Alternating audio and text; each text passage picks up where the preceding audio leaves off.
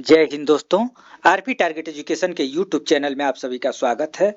दोस्तों, ये पेपर आप देख रहे हैं DEd special education hearing impaired, यानी आप कह सकते हैं कि जो डीएड एचआई फील्ड से हियरिंग इम्पेयर्ड फील्ड से आप डिप्लोमा कर रहे हैं, तो आज का जो ये पेपर होगा ये पेपर नंबर 2 यानी पेपर ये दूसरा है, fundamental of hearing, hearing impairment and audiological management. ये आपका दूसरा पेपर है। पहला पेपर हम लोग देख चुके हैं। पहला पेपर था इंट्रोडक्शन टू डिसेबिलिटी यानी दिव्यांगता का परिचय। ये पहला पेपर था और पहला पेपर दोस्तों हम देख चुके हैं, विस्तृत देख चुके हैं। अगर नहीं देखे हैं तो इस वीडियो के डिस्क्रिप्शन में नीचे हम लिंक दे रहे हैं, वहां से जा करके आप पहला पेपर देख लेंगे। आज हम लोग दूसरा पेपर देखने जा रहे हैं। इसी तरीके से जो फर्स्ट सेमेस्टर, ये सेमेस्टर वाइज नहीं, अगर ईयर वाइज आपका क्वेश्चन जो पेपर आपका हो रहा है वो ईयर वाइज हो रहा है और एक वर्ष में 6 पेपर आपको देना है और सेकेंड ईयर जो आपका होगा उसमें 6 पेपर दे देना है। आपको 12 पेपर देना है, ठीक है। तो ये 6 पेपर फर्स्ट ईयर में आपको देना है। तो पहला पेपर हम लोग देख चुके हैं, दूसरा पेपर आज देखने जा रहे हैं। दोस्तों, ये 10 तारीख 9/2023 का पेपर है और 3 घंटा आपको समय मिलता है। 45 नंबर आपको मार्क्स रहता है। 45 नंबर, 45 मार्क्स में आपको लाना कितना है? तो 18 नंबर लाएंगे तो आप पास होंगे, ठीक है। तो आप ध्यान देंगे कि कैसे कैसे प्रश्न पूछता है, बल्कि हम ये कहेंगे कि आप कॉपी और पेन ले लेंगे और ये जो पेपर प्रश्न हम बता रहे हैं ये प्रश्न आप लिखेंगे और गूगल से, या आपके पास बुक होगा दोस्तों, तो बुक को देख करके बुक के माध्यम से आप हर एक प्रश्न को देख लेंगे। और नहीं तो अगर कहीं से कुछ भी नहीं मिलता है तो दोस्तों आप कमेंट करिएगा, ज्यादा कमेंट आता है तो सारे प्रश्नों के उत्तर हम आपको क्लियर करा देंगे।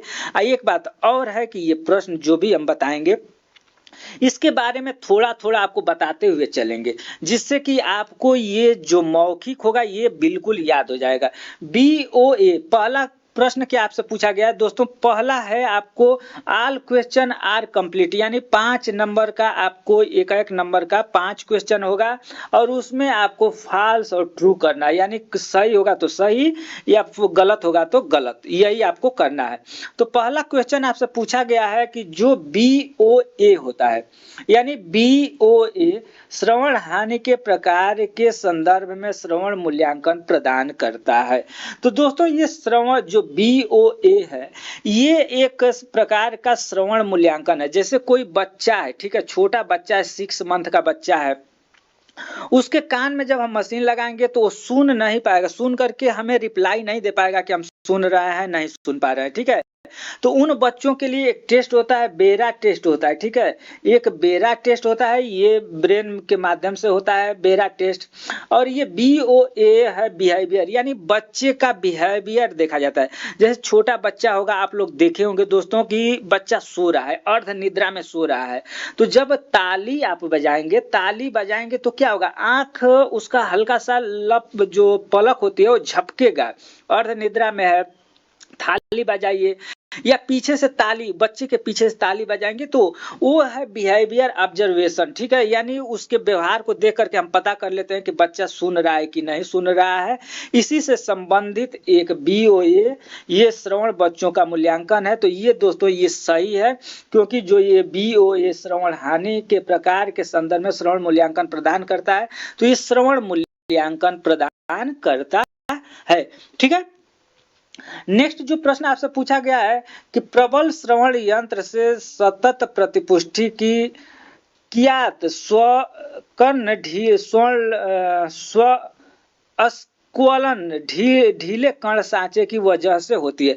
यानी देखिए दोस्तों, इसका अगर आप इंग्लिश पढ़ेंगे या इंग्लिश देखेंगे ना, बहुत आसान हो जाता है। ये ईयर मोल्ड के बारे में बोल रहा है। ईयर मोल्ड जैसे जैसे कान का मशीन हम लोग लगाते हैं तो कान का ये पीकर होता है, ठीक है, ये पीकर होता है। इसी में जो हम लोगों का कान होता है, कान में एक ईयर मोल्ड होता है, इसे इसे करके जो जैसे ईयरफोन हम लोग लगाते हैं कान में बिल्कुल आके सेट हो जाता है।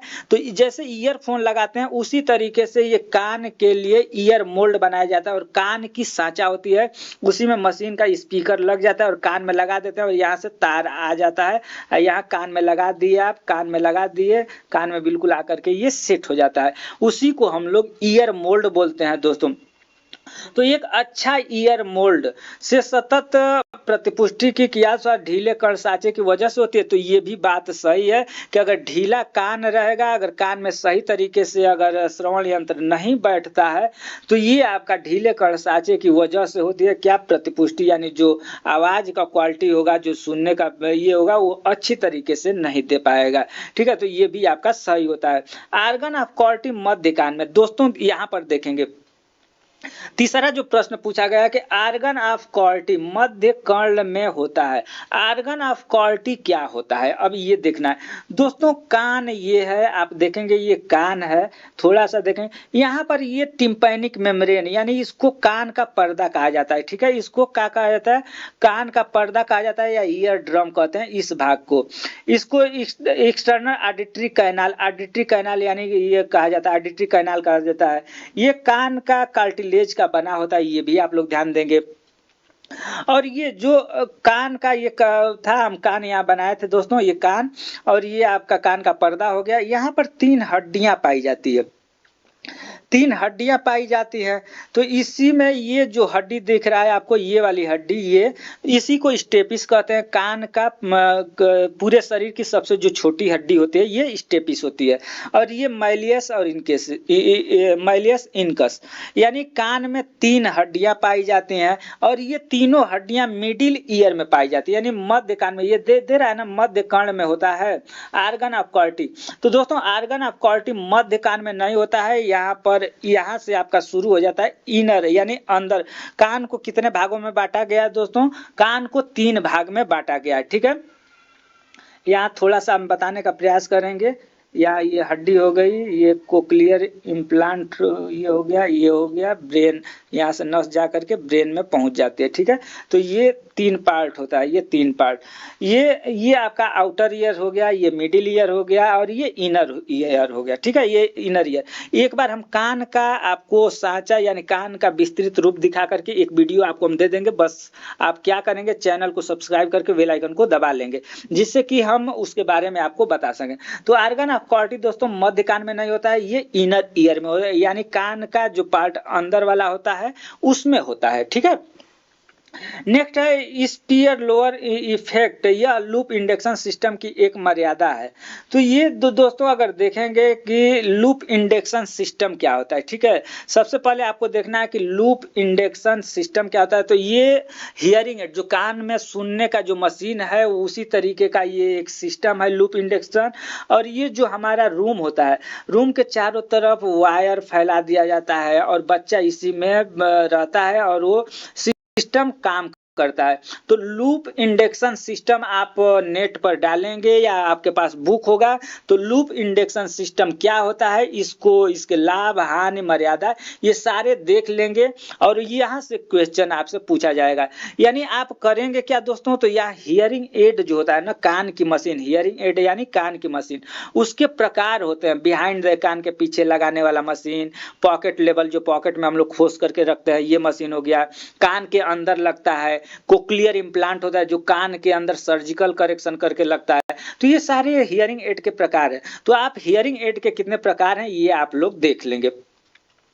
5वां नंबर पर दोस्तों आपसे प्रश्न पूछा गया कि जन्मजात श्रवण दोष की शीघ्र पहचान और हस्तक्षेपण द्वितीय रोकथाम एवं एक साधन है। यानी जन्मजात श्रवण यानी जिस बच्चे को जन्म से ही हियरिंग लॉस है उसको पहचान करना, हस्तक्षेपण करना द्वितीय रोकथाम का एक साधन है। तो दोस्तों ये द्वितीय रोकथाम का नहीं साधन है, पहला साधन है। और जन्म से तुरंत बच्चे को हम लोग पहचान कर लेते हैं ये सब कुछ और उसका जल्दी उपचार करेंगे तो बच्चा जल्दी सीख जाता है। तो अर्ली इंटरवेंशन एंड आइडेंटिफिकेशन, जल्द पहचान और रोकथाम, ये आपको पहला पेपर जो हम पढ़ाए हैं उसमें विस्तृत बताए हैं, उसको आप लोग ध्यान देंगे। अब नेक्स्ट जो पहला तो आपको सही और गलत करना था। दूसरा क्वेश्चन दोस्तों एक, ये 4 प्रश्न और एक नंबर का होगा और आपको मात्र इसमें करना क्या है कि सही, बहुविकल्पी प्रश्न है, बहुविकल्पी प्रश्न यानी सही और गलत आपको इसमें करना है कि कौन सही है और कौन गलत है दोस्तों। तो ध्वनि उत्तेजना को निम्नलिखित में से कौन सी प्रतिक्रिया नवजात शिशुओं द्वारा नहीं दी जाती है। यानी आप सोचिए कि जो छोटा बच्चा है, ठीक है, नवजात शिशु है, तो हम आवाज उसको दे रहे हैं तो क्या क्या नहीं कर सकता है, यानी द्वारा रिस्पांस नहीं दिया जा सकता है। अब देखें कि स्तनपान प्रतिक्रिया में बदलाव, अगर बच्चा दूध पी रहा है, आप उसको ताली बजा रहे हैं, तो क्या उसमें परिवर्तन देखा जाएगा? दूसरा है सिर को घुमाएगा वो, या तीसरा है श्वसन पैटर्न में बदलाव, चौथा आंख मिचकाना। तो दोस्तों कोई भी छोटा बच्चा है और उसके सामने हम आवाज देते हैं तो उसके श्वसन पैटर्न में बदलाव नहीं देखा जाएगा। स्तन है यानी दूध पी रहा है, स्तनपान कर रहा है, तो छोड़ करके तुरंत आवाज की तरफ अपना रिस्पांस करेगा, सिर घुमाने वाला भी काम करेगा और आंख मिचकाने वाला भी काम करेगा, लेकिन श्वसन पैटर्न में बदलाव नहीं होगा। यही आपका सही होगा। शिशुओं द्वारा नहीं दी जाती है तो श्वसन पैटर्न में बदलाव नहीं दी जाती है। नेक्स्ट दूसरा प्रश्न आपसे क्या पूछा गया, ये प्रश्न देखने का मतलब ये है दोस्तों कि यहीं से प्रश्न भी पूछे जाएंगे आपसे। जो आपका पेपर होने वाला है उसमें यहाँ से प्रश्न पूछे जाएंगे। अभी कान का प्रकार हम आपको बताए कि कान के जो प्रकार हैं ये 3 पार्ट में बटा हुआ है। पहला आउटर ईयर यानी बाहरी कान, मध्य कान और आंतरिक कान। बाहरी कान, मध्य कान और आंतरिक कान, ये 3 पार्ट में बटा हुआ है। ये आप जरूर देखें। जैसे यहाँ पर पूछ दिया मध्य कान में पाया जाता है, यानी मध्य कान में क्या पाया जाता है? बेसिलर मेम्ब्रेन, ये इनर ईयर में पाया जाता है। इस सेरुमेनस ग्लैंड, ये देखिए इनका ग्लैंड ग्रंथि, ये भी इनर ईयर में। इनकस आपका और इंडोलिम्स, ठीक है। देखिए ये आपका इनकस, अभी हम बताएं ना कि 3 कान में 3 हड्डियां पाई जाती हैं, मध्य कान में 3 हड्डियां पाई जाती हैं। पहला है मैलियस, दूसरा है इनकस और मैलियस, इनकस और स्टेपिस, ठीक है। ये आपको हम बताए। तो ये इनकस जो हड्डी होती है ये आपका मध्य कान में पाया जाता है, ठीक है। तो इसको आप ट्रिक लगा देंगे। नेक्स्ट प्रश्न, लेकिन एक बात और, आप लोग ये जो पॉइंट दिया है ना, इसको भी बेसिलर मेम्ब्रेन, ये इनर ईयर में पाया जाता है। आप लोग ये ध्यान दीजिएगा, ये सारे के सारे बारे में आप लोग देख लीजिएगा एक बार कि हाँ कौन कहाँ पाया जाता है। ये आपका मिडिल ईयर में पाया जाता है, मध्य ईयर। अब देखिए दोस्तों यहाँ पर शुद्ध ध्वनि औसत मध्य श्रवण हास के संकेत, यानी जो हम लोग सुनते हैं उसका एक लेवल सेट किया गया है, यानी कितने लेवल पर हम सुन रहे हैं तो क्या चीज है। यहाँ पर दे रहा है श्रवण हास का संकेत है, शुद्ध ध्वनि औसत मध्य श्रवण हास का संकेत है, मॉडरेट हियरिंग लॉस। तो आप लोग देखेंगे ये माइल्ड, मॉडरेट, सीवियर, प्रोफाउंड, इस तरीके से करके आपको ये दिया गया होगा। फर्स्ट पेपर में भी हम विस्तृत बताए हैं, तो आप इसके बारे में फर्स्ट पेपर देख लेंगे कि जैसे इसमें होता क्या है कि मध्यम श्रवण यानी जो डीबी है, ये डीबी देख रहे हैं ना, ये एक प्रकार का प्रकार है श्रवण लॉस का। आपको कितना सुनने में लॉस है, ठीक है, 40 डीबी तक जो लॉस है, 40 डीबी, तो उससे जब शुरू हो जाता है तो आप हियरिंग लॉस माने जाएंगे। तो उसमें माइल्ड होता है, उसका मॉडरेट होता है, सीवियर होता है, प्रोफाउंड जो 90 से ऊपर होता है, यानी 90 से ऊपर आपका हियरिंग लॉस है तो आप प्रोफाउंड क्लास के हो जाएंगे, ठीक है। तो ये जो हियरिंग लॉस का प्रकार है इसको आप लोग देख लेंगे। नेक्स्ट है दोस्तों चौथा नंबर में है बच्चों में चालकी श्रवण रूप का क्या सबसे सामान्य कारण होता है। तो इम्पैक्ट सेरुमेन कंजेनाइटल, उसके बाद ओटाइटिस एक्सटर्ना सेरस ओटाइटिस मीडिया, ये बच्चों में चलने से संबंधित चालकीय श्रवण रूप का क्या सबसे सामान्य कारण होता है। यानी पाठशाला में बच्चों को चालकीय श्रवण रूप का क्या सबसे सामान्य कारण होता है। ये आपसे पूछा कंडक्टिव हियरिंग लॉस, यानी जो हियरिंग लॉस होता है दोस्तों, सुनने का जो लॉस होता है उसमें भी कई प्रकार के होते हैं। कंडक्टिव हो गया, मिक्स हो गया, सेंसरी हो गया। कंडक्टिव हियरिंग लॉस यानी कान के बाहरी कान में होता है जो जैसे मान लीजिए कि कान हो गया, ये जो नली हो गया, यहाँ तक ये जो भाग है इस लेवल तक अगर होता है कंडक्टिव हो गया। मिक्स का मतलब हियरिंग लॉस, कान के मध्य भाग और इनर ईयर तीनों के मिलने से जो हियरिंग लॉस होता है मिक्स होता है। आंतरिक कान में कोई समस्या है अगर हियरिंग लॉस उसके माध्यम से होता है तो इनर ईयर में अपना खराबी हो जाए। तो कंडक्टिव हियरिंग लॉस का यानी outer ear, congenital affair otitis media, ये आपका है, ये आपका हो जाएगा कंजेनाइटल हियरिंग लॉस। ये आप एक बार और अच्छी तरीके से हियरिंग लॉस के प्रकार आप हेडिंग डालेंगे, हियरिंग लॉस के कितने प्रकार हैं, हियरिंग लॉस के कितने प्रकार हैं, कौन कौन प्रकार हैं, तो ये आपको देखने के लिए मिल जाएगा और आपके बुक में मिल जाएगा, तो आप जरूर पढ़ लेंगे। नेक्स्ट है दोस्तों यहाँ पर 9 प्रश्न आपको देखने के लिए मिलेंगे और एक नंबर का मिलेगा। एक लाइन आपको लिखना है, बारंबारता का मनोवैज्ञानिक गुण क्या है, यानी बारंबारता का मनोवैज्ञानिक गुण क्या है, ये आपका पेपर में पूछा गया है। कई एक प्रकार के श्रवण यंत्र का नाम लिखिए। नेम आप यानी एक प्रकार के श्रवण, जैसे श्रवण यंत्र के बिहाइंड द ईयर हो गया, कान के पीछे लगाने वाला यंत्र हो गया, उसके कोक्लियर इम्प्लांट हो गया, कान के अंदर जो सर्जिकल करेक्शन करके लगाया जाता है, उसको पॉकेट लेवल, पॉकेट में जो हियरिंग एड रखते हैं वो हो गया। इंडक्शन लूप सिस्टम जो अभी हम बताए थे, रूम के चारों किनारे तार लगा होता है, उसमें बच्चा हेडफोन लगा दिया जाता है, और इंडक्शन लूप सिस्टम ये भी हियरिंग एड का एक प्रकार है। तो ये सारे के सारे हियरिंग एड के प्रकार हैं, आप कुछ भी लिख सकते हैं। तीसरा प्रश्न आपसे क्या पूछा गया है कि बच्चे के एडेड सीमाओं को पाते समय कौन से स्तर के श्रवण यंत्र श्रवण का मूल्यांकन किया जाता है। थ्रेशोल्ड यानी बच्चे का थ्रेशोल्ड, एडेड थ्रेशोल्ड चाइल्ड, बच्चे के एडेड यानी जब हम बच्चे का कान का जांच करते हैं उस समय हमें थ्रेशोल्ड का पता चलता है, ठीक है, तो उसके बारे में आपसे पूछा गया है। नासोफेरिनकस से मध्य कर्ण की दीवार तक जाने वाले मार्ग का नाम बताइए।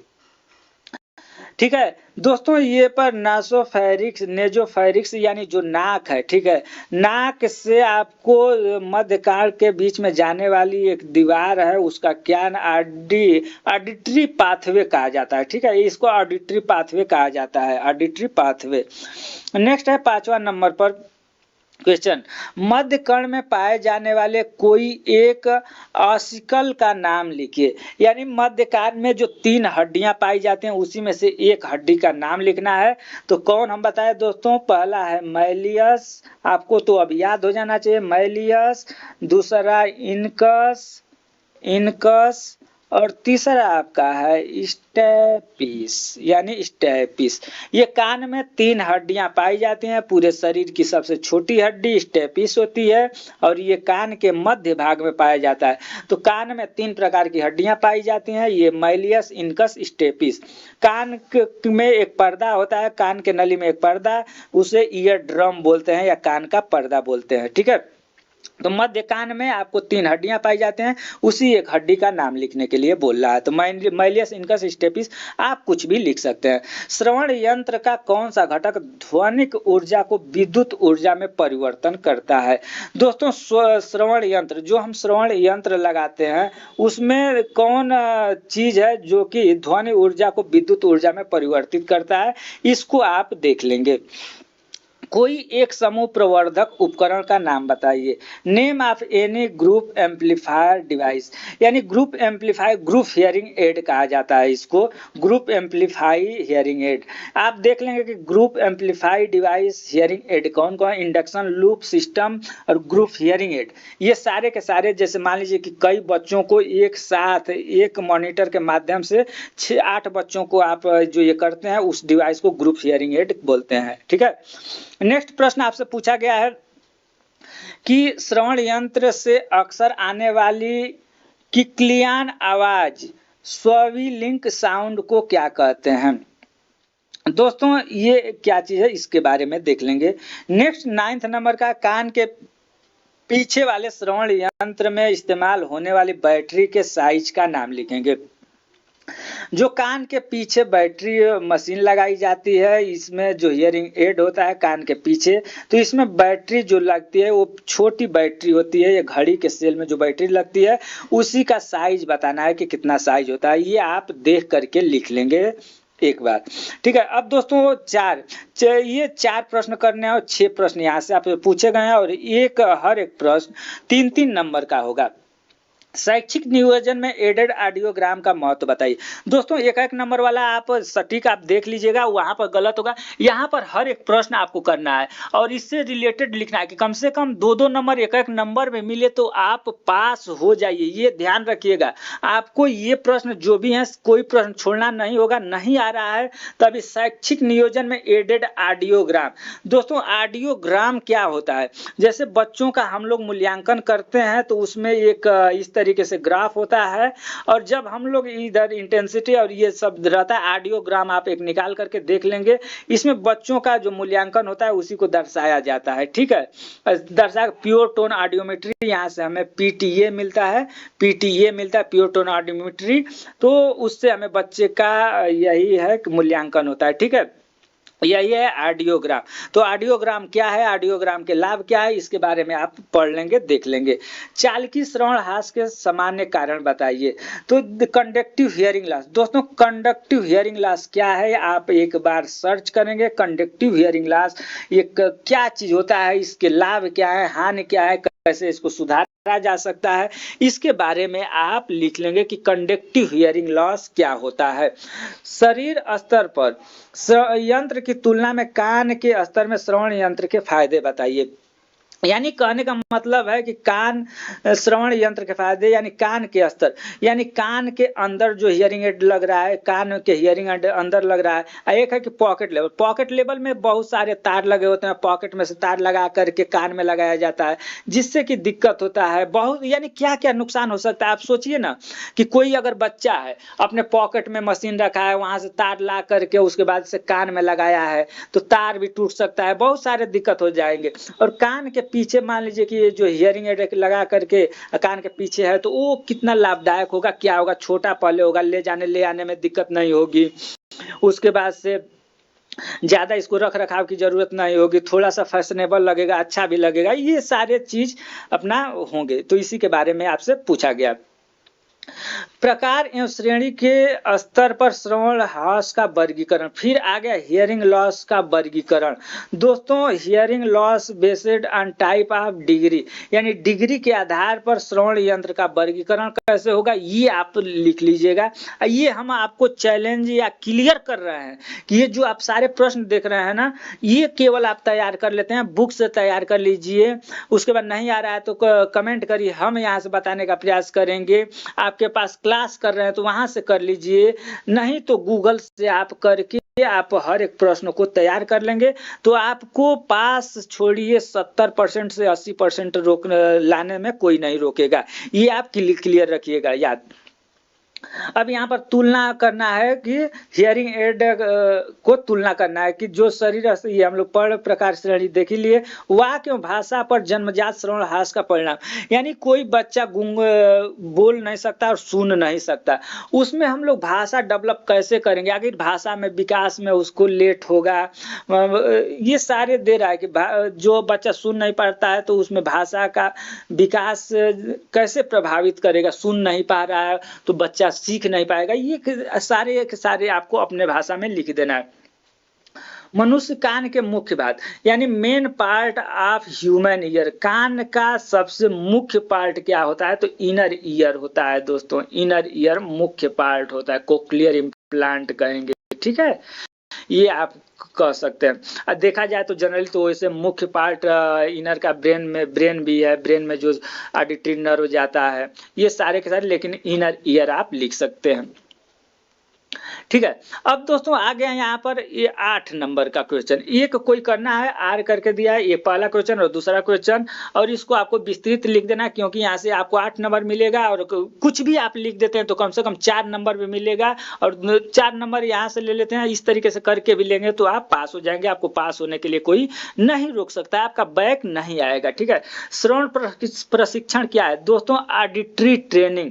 आप ये हेडिंग लिख ले, ऑडिटरी ट्रेनिंग। ऑडिटरी ट्रेनिंग क्या है दोस्तों? ऑडिटरी ट्रेनिंग के लाभ यानी श्रवण प्रशिक्षण। कोई बच्चा सुन नहीं रहा है तो उसको हम लोग ऑडिटरी ट्रेनिंग देते समय 4 क्रियाएं होती है। ठीक है। पहला, दूसरा, तीसरा और चौथा 4 क्रियाएं होती है। पहला पहचान करना, पहचान, जागरूक पहचान, देखिए हम थोड़ा सा इसको भूल रहे हैं, आप ये क्लियर करेंगे, आप नेट से देखेंगे या अपने बुक में देखेंगे ऑडिटरी ट्रेनिंग क्या होता है, इसके लाभ हानि ये अच्छी तरीके से देख लेंगे।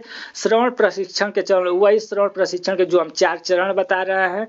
पहला है कि बच्चों का पहचान करना, बच्चों को जागरूक करना, उसके बाद से प्रशिक्षण देना। कहने का मतलब कि बच्चे को हम आवाज दे करके, जैसे कुत्ता बिल्ली की आवाज को देंगे वो बच्चा पहचानेगा, उसके बाद उसको फीडबैक देगा। ये 4 चरण होते हैं और 4 चरण हम अभी भूल रहे हैं फिलहाल, तो आप इसको अपने बुक से या नेट से इसको एक बार अपने अनुसार देख लेंगे दोस्तों।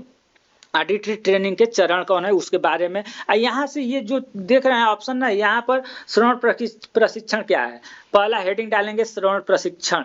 तो श्रवण प्रशिक्षण, जो बच्चा सुन बोल नहीं सकता है उसको हम लोग श्रवण प्रशिक्षण दे करके उसमें जो भी बची हुई सुनने की क्षमता होती है उसको हम विकसित करते हैं। बच्चों को जांच करा करके सबसे पहले हम क्या करेंगे दोस्तों, अगर आपके सामने कोई गूंगा बहरा बच्चा यानी जो बच्चा सुन नहीं सकता है जाता है, तो आप तो ताली बजाकर थाली बजा करके आप देख लेंगे बोल नहीं पा रहा है, सुन नहीं पा रहा है, तो इस तरीके से हम पता चल जाएगा कि वो बच्चा सुन नहीं पा रहा है। तो उसको सबसे पहले हम कान का जांच करवाएंगे। कान जांच करवा करके उसको अच्छा उचित यानी कान में कौन सा मशीन लगाना है ये मशीन लगवाएंगे। उसके बाद उसको श्रवण प्रशिक्षण देंगे। श्रवण प्रशिक्षण में क्या होता है कि मोटी आवाज पतली आवाज दी जाती है, कुत्ता बिल्ली का आवाज दिया जाता है। जैसे मान लीजिए कि 2 चार्ट पेपर ले लिए आप, एक कुत्ता का यहाँ चार्ट पेपर ले लिए, एक बिल्ली का आवाज ले लिए। यहाँ पर ये हो गया आपका बिल्ली, ठीक है, ये हो गया बिल्ली, ये हो गया आपका कुत्ता। ठीक है। आप भों भों बोल रहे हैं बच्चे के सामने तो कुत्ता के चार्ट को दिखाइए या कुत्ता के पिक्चर को दिखाइए। म्याऊं म्याऊं बोल रहे हैं तो बिल्ली के चार्ट को, तो ये आवाज में परिवर्तन करना सीख जाएगा। यही श्रवण प्रशिक्षण है। ठीक है। यानी सुनने के प्रति जागरूक करना और पहचान करना, ये इसके चरण हैं। आप थोड़ा सा उसको देख लेंगे अपने स्तर से।